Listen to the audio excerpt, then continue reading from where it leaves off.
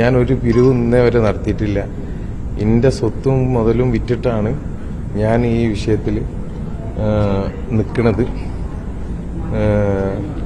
എന്തെങ്കിലും ഒരു തെളിവോ കാര്യങ്ങളോ കൊണ്ടുവരാണെങ്കിൽ തീർച്ചയായിട്ടും ഞാൻ നേരത്തെ പറഞ്ഞ മാതിരി തന്നെ മാനാഞ്ചിറ സ്ക്വയറിന്റെ നടുവിൽ വന്ന് നിൽക്കും.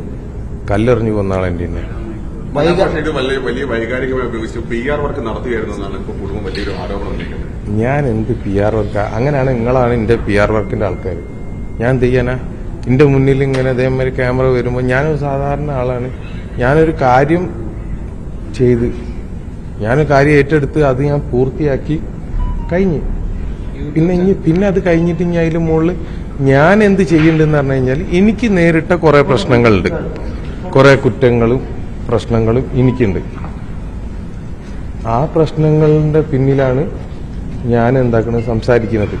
വേറെ PR വർക്കായിട്ട് സ്വന്തമായിട്ടൊരു യൂട്യൂബ് ചാനൽ തുടങ്ങി അതിൽ ഈ അർജുനെ ഉപയോഗപ്പെടുത്തി അതിൽ വ്യൂവേഴ്സ് ഉണ്ടാക്കി എന്നുള്ളതാണ് ഗുരുതരമായ ഒരു ആരോപണം. അർജുന്റെ ആ സമയത്ത് ഞാൻ ഒറ്റക്കായിരുന്നു ഗംഗാവലി ശിരൂരിൽ. ഞാൻ അർജുന്റെ ആ സമയത്ത് എൻ്റെ ഒരു മനസ്സിനും വേണ്ടിയിട്ട് ഞാൻ തുടങ്ങിയതാണ്. ഓക്കെ, ഞാൻ അങ്ങനെ ഒരു യൂട്യൂബ് ചാനൽ തുടങ്ങി. അതിലിപ്പോ എന്താ തെറ്റുള്ളത്? ഏതാണ് ആ യൂട്യൂബ് ചാനൽ ഒന്ന് പോയി നോക്കി. ആകെ ഒരു എന്താ പറയാ ഒരു 10,000 സബ്സ്ക്രൈബേഴ്സ് ഉള്ള ഒരു യൂട്യൂബ് ചാനൽ. ഈ 10,000 സബ്സ്ക്രൈബേഴ്സിന് കാര്യങ്ങൾ മനസ്സിലാവാൻ വേണ്ടിയിട്ട് പലപ്പോഴും ഒരു ലൈവ് ഇടും. പിന്നെ ഈ യൂട്യൂബ് ചാനലിൽ ഞാൻ നിരന്തരം ഈ അർജുന്റെ വിഷയങ്ങൾ എന്താണ് ജനങ്ങൾ മറന്നു പോകാതെക്കാൻ വേണ്ടിയിട്ട് ഞാൻ ഞാൻ ശ്രമിച്ചിരിക്കുന്നത്. ഈ യൂട്യൂബ് ചാനൽ ഞാൻ ഉണ്ടാക്കിയത് തന്നെ എന്താണ് ഈ വിഷയങ്ങൾ ജനങ്ങളിൽ എത്തണം.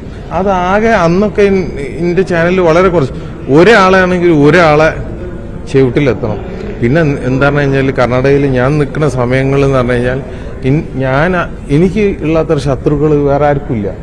അത്രമാത്രം ഞാൻ ചില സംവിധാനങ്ങളെ ഞാൻ കുറ്റം പറഞ്ഞിട്ടുണ്ട്. അപ്പൊ എന്തെങ്കിലും ഇൻ കേസ് എനിക്കൊരു ബുദ്ധിമുട്ട് വരികയാണെങ്കിൽ ഒരു യൂട്യൂബ് ചാനലെങ്കിലും ഒരു ധൈര്യത്തിന് വേണ്ടേ?